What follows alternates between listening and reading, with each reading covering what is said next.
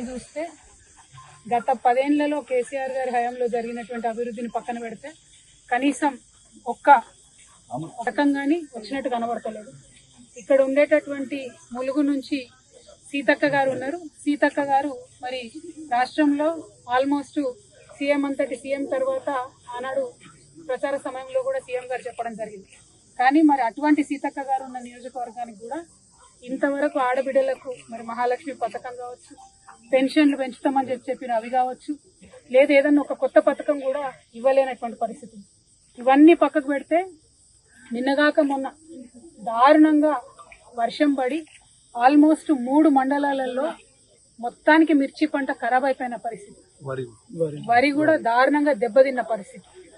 మరి కనీసం సీతక్క గారు వచ్చి ఒక రైతుని పరామర్శించి పంట నష్టం గురించి నేను ముఖ్యమంత్రి గారికి చెప్తాను, ప్రభుత్వానికి చెప్తాను, ఏమైనా పంట నష్టం జరిగిందానికి ఇస్తాను కూడా మాట్లాడకపోవడం దారుణం.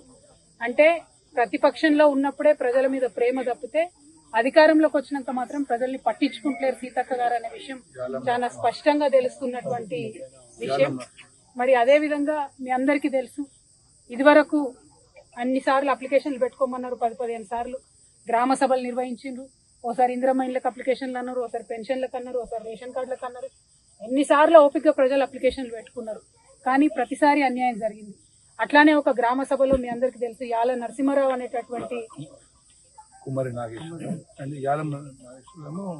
నిన్న పంట నష్టానికి గుండె ఆగిపోయి చనిపోయినటువంటి రైతు పక్క ఉంటే తనకు రావాల్సిన పథకాలు రాలేదని చనిపోయినటువంటి ఎస్సీ ఎస్టీ బిడ్డలు కూడా మరి ములుగు నియోజకవర్గంలో ఉండడం, సీతక్క గారు అయినా కూడా పట్టించుకోకుండా సీతక్కను వేయడం అన్నది నిజంగా కూడా చాలా దారుణమైన విషయం. మేము డిమాండ్ చేస్తూ ఉన్నాం.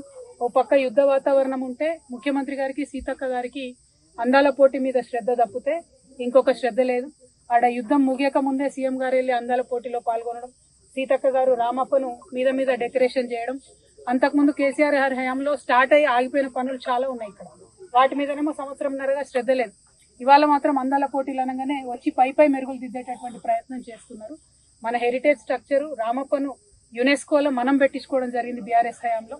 అదేవిధంగా 2012లో ఇక్కడ ఓపెన్ కాస్ట్ మైన్ తీసుకొస్తామంటే ఆనాడు ప్రతిపక్షంలో ఉమ్మడి ఆంధ్రప్రదేశ్లో కేసీఆర్ గారు ఆపడం జరిగింది. మళ్ళా కాంగ్రెస్ ప్రభుత్వం రాగానే మళ్ళా పివి నరసింహారావు ఓపెన్ కాస్ట్ తీసుకొస్తామని కరెక్ట్ గా రామప్పకు 5 కిలోమీటర్ల దూరంలో ఉంటుంది. అక్కడ ఓపెన్ కాస్ట్ మైన్ పెట్టి బ్లాస్టింగ్ చేస్తే రామప్ప టెంపుల్ కూడా ప్రమాదం ఉంటుంది. దీన్ని ఎట్టి పరిస్థితులలో బీఆర్ఎస్ పార్టీ ఒప్పుకోబోదని చెప్పి మేము హెచ్చరిక చేస్తూ ఉన్నాం. ఆ పనులు ఏవైతే మీరు మొదలు పెడుతున్నారో వాటిని తక్షణం ఆపండి. ఇంకా వేరే చోట ఓపెన్ కాస్ట్ ఉన్నది, సింగరేణి మీద కేసీఆర్ గారికి చిత్తశుద్ధి ఉన్నది, వారికి ఒక ప్రేమ ఉన్నది, కానీ రామప్ప గుడికి నష్టం జరిగే విధంగా మాత్రం చేయవద్దని నేను ప్రభుత్వాన్ని డిమాండ్ చేస్తా ఉన్నాను. Thank you. జై తెలంగాణ.